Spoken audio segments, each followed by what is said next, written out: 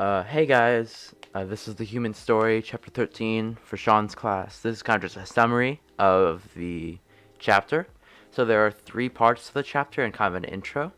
The intro is, it's very brief, but the three parts. The first part's about the American Revolution. Second part is about the French Revolution, and the third part is about the Latin Southern America Revolution. Um, all of these things are about the rise of democracy. So of course the intro is talking about how there wasn't much democracy to begin with. It was mostly just monarchies around Earth. So it's like a bunch of kings, queens, all over the place. Um, and then democracies kind of started popping up. So the first one that we're going to talk about is the American Revolution. So originally, North America was just a blur on maps. There wasn't really much information about it. Eventually, we found out more about it. We kind of made a map. We started going there, colonizing it. The Native Americans, quote unquote, sold this land to us.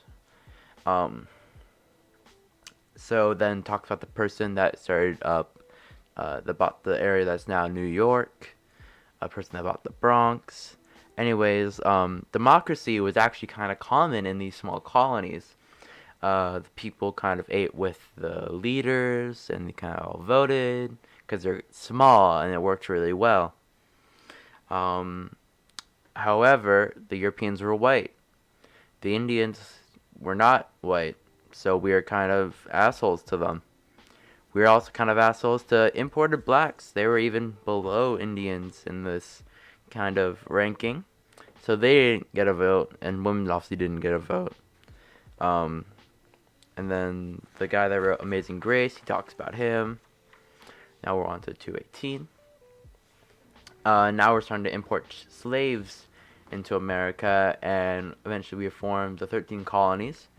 And then Britain was kind of had doubts and found itself in debt. So they're like, America, you can only trade with Britain, and here's the shitload of taxes.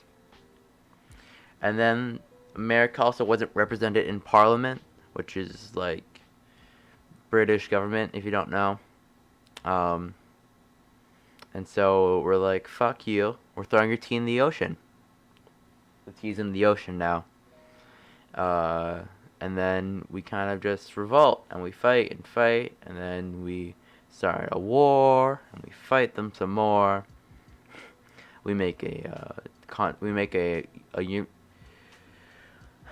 unanimous declaration of the 13 states of America. So that's also known as the fuck Declaration of Independence. And so it kind of made all men equal except slaves and people that weren't men.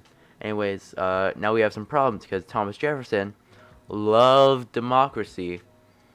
Democracy kind of said people are equal, but that means that he'd have to get rid of his slaves. He hated slavery, but he didn't hate it too much that he would get rid of his 150 slaves. It's kind of a lot. So we go on. We cornered the British Army into Virginia, and now that we have defeated them, we made our own things. They started hanging. They already started hating on New Englanders, because they're kind of a little bit more British. And then one thing that's kind of already different about our place, America, is that our rules are actually like written down. It used to be in monarchies that was just whatever the king's word was kind of just the law. So it's kind of amazing that we had our rules written down. We eventually started a democracy. We had the founding fathers, and they weren't kind of delegates. Senators. Talks a little bit about Alexander Hamilton.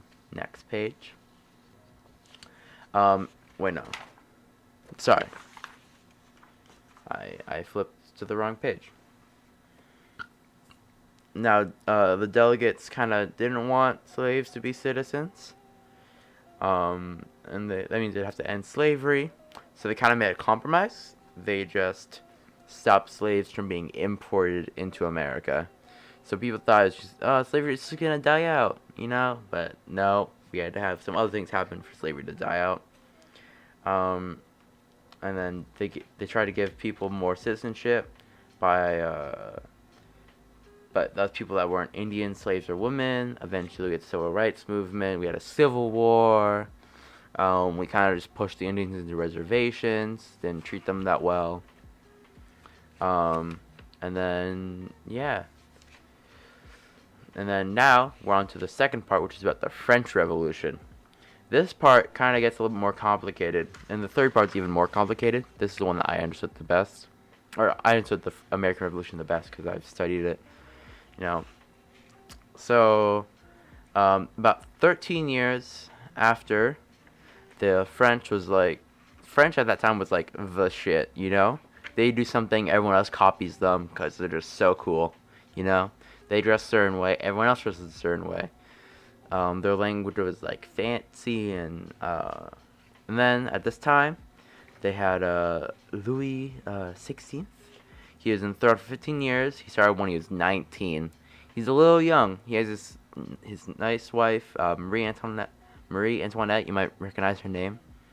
And then they live in this like fancy house in Versailles, about a little bit out of Paris, and they're living the high life. Now we're going to the next page. We're on to 242. France was kind of getting poor, and so they tried to tax the nobles. So France in this time was kind of just like a two-part system. I'm just gonna draw it a little bit. So if you know, so there's kind of a big divide. So you got poor people.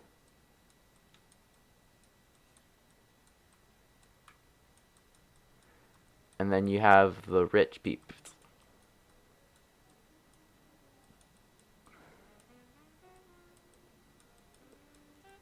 So you got the poor people and the rich people. And this kind of included priests, noblemen, people in the government, the king, the queen, all the rich people that were like all fancy. This kind of just included literally everyone else. And these people were getting treated terribly, couldn't afford bread. They just couldn't. They were getting mad. Don't save. And so the people, if we open that up, the people, so there's like the rich people. Can I make this bigger? So you draw that line again. So you have the rich people. So you got the king. And then you got other. And then these people, these ones here, made the National Assembly. That's what it's called. I'm not going to write that out. And so they kind of wanted some democracy. And then these people, the poor, they're like, hell yeah, dude. And then they're like, let's revolt. So they're like, these people all are a problem. Like, so they get their hose. And then they revolt. Now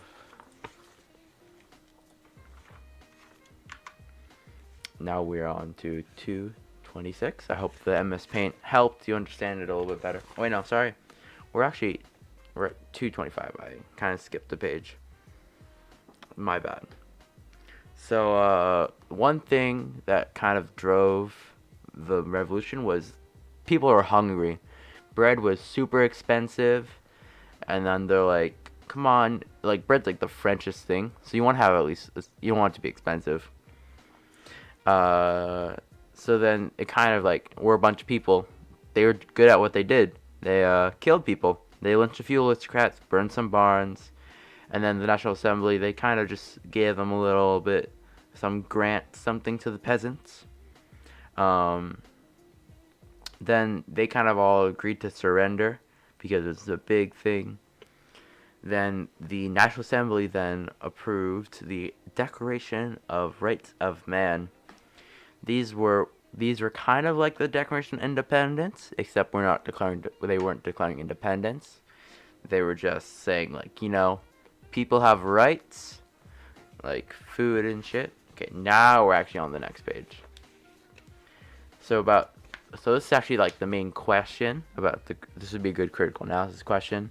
I'm doing it, so I want to change it a bit. You can also do it about this one, the next story. But this one is in the 13 years, how did the American Revolution affect the French revolutionaries? So did everything that happened in America, did that influence France? And is that part of the reason why they wanted like a democracy? They go on. Bread's still expensive. Marie Antoinette says her famous line, "Let them eat cake." That angers a bunch of women, housewives, shop assistants, even ladies with hats. They went to their castle, demanded bread. And then they almost caught and lynched her. And they took all the royal family as prisoners back to Paris. And then they broke apart an ancient social system. And then they ended slavery in France's New World colonies. So France had a lot of colonies, like in the Bahamas. And they're like, no more slavery there. It's pretty simple. They actually wrote a constitution, so that's the big thing that kind of keeps it is that they're actually writing the stuff down. So then the king queen fled Paris in disguises, but then they're recognized. Then they tried the king for treason. They convicted him, chopped his head off with a guillotine. 8 months later, they did the same thing to the queen. Dead, guillotine. The other nations have been... So, all the other nations were like, what did you guys do? You guys need a king. What the fuck? So then, their revolutionary just kind of gave all the power to 12 men called the Committee of Public Safety. Its leader was Maximilien Robespierre, which is around here if you got lost. No. Yes, Maximilien Robespierre. He was kind of, yeah. So he kind of just did government, But then he kind of didn't really like people revolting. So once he got into power, he killed 20,000 enemies of the people by guillotine. Many priests, noblemen, just everyone dead.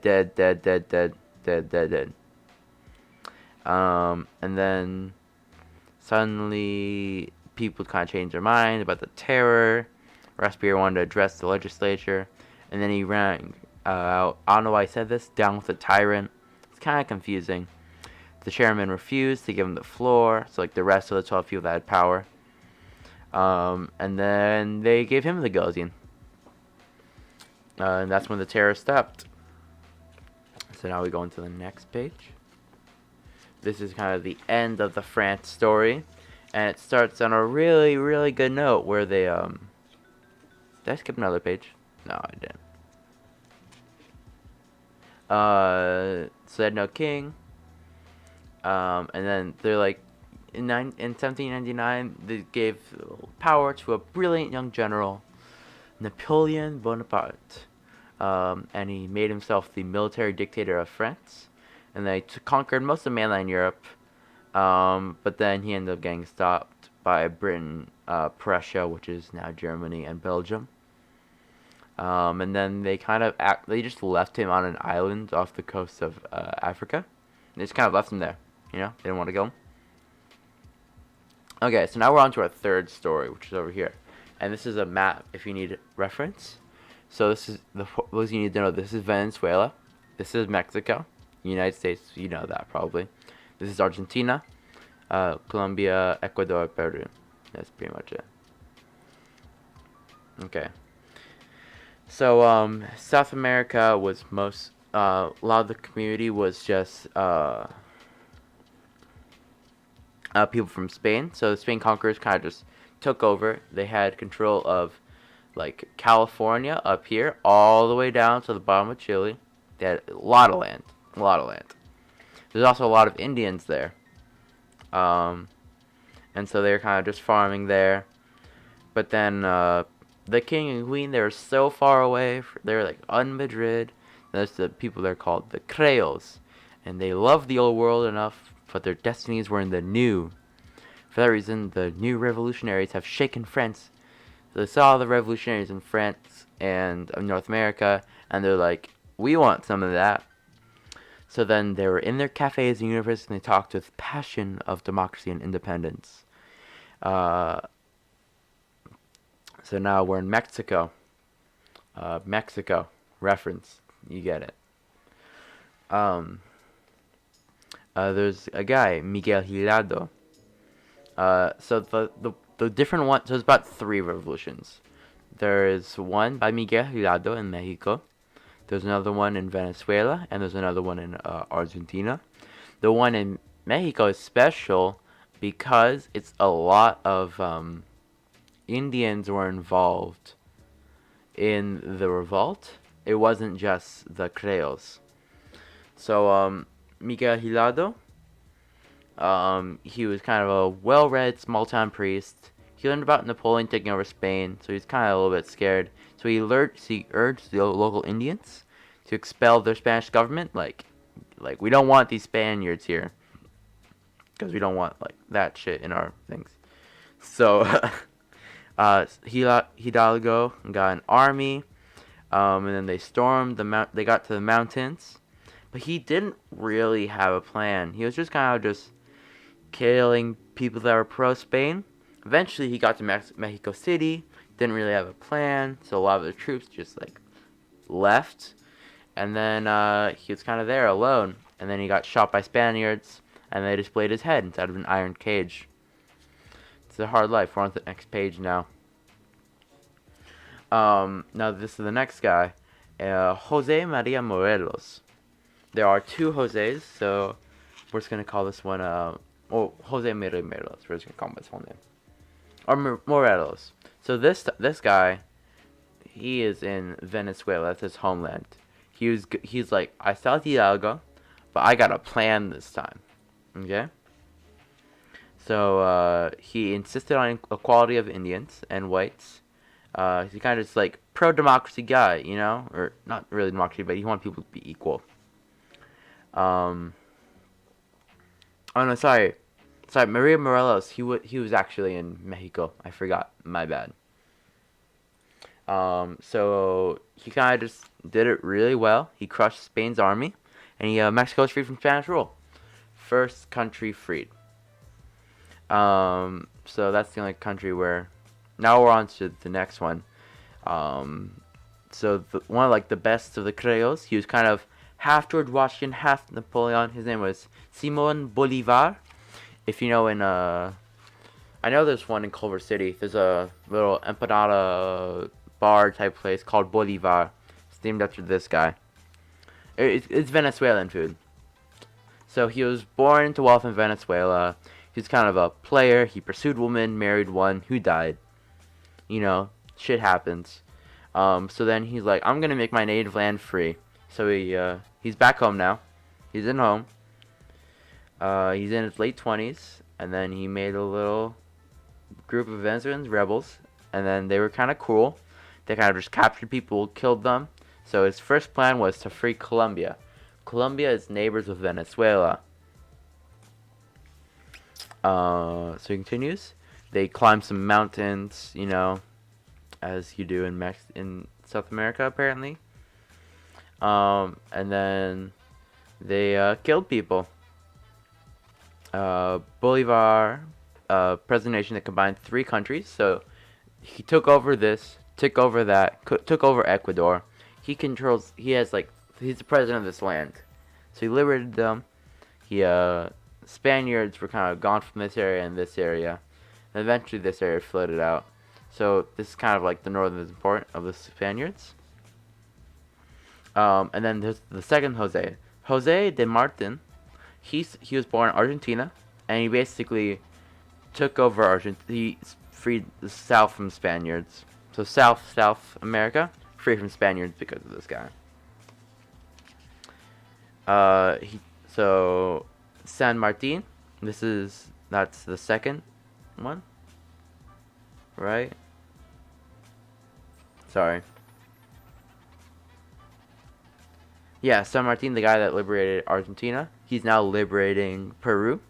So he's done most of that. He does a lot of work. And so now everyone's out of Chile. One place in Chile is Lime, where I think he lived for a while. San Martin, the guy that took over South, he was patriotic, but he didn't really like representative governments. He didn't really like democracy. So he's like, I would naturally prefer a monarchy, but a continuation of disorder and confusion. Here and then, eventually, he kind of rose to be King Jose, but then his friends abandoned him, so he was kind of just he's a little bit depressed. So then he went to Ecuador to meet Bolivar. And then Bolivar's like, what? Nah, dude, just get out of here. He didn't let San Martin even serve as officer. So he's here now. They're both there. The guy, he's still doing stuff. We are 2:32. We're here. And then San Martin, he went back. He went back to Peru. And then he died in exile. Yeah. Then Bolivar, he then went to Peru. He gathered soldiers, and he climbed mountains. This is where they finally beat all the Spaniards. They're all out. They won 2 major battles. And then Bolivar is like, I have a great idea. Let's make California to the bottom of Argentina one country. Only 5 countries agree. So that kind of didn't go off the best. And then, so some of the nations kind of like had war on each other. He doesn't like that. So then eventually Bolivar gets tuberculosis. And then he was supposed to, and he's like, I'm gonna have this grand trip to Europe. But then he got the sad news that assassin has killed his finest general when he was about to leave. So then he called off his trip. He stayed at his friend's estate, and then died a few months later. But then, if you notice, it wasn't really a one country democracy. It was kind of like a bunch of different rise of democracies. So it didn't really take hold in South America. I was gonna quote this. Bolivar and San Martin had realized that because the Indians were unschooled and very poor, the ones who could not reach them in the mountains and jungles. So they couldn't really spread democracy because people were kind of far and separated.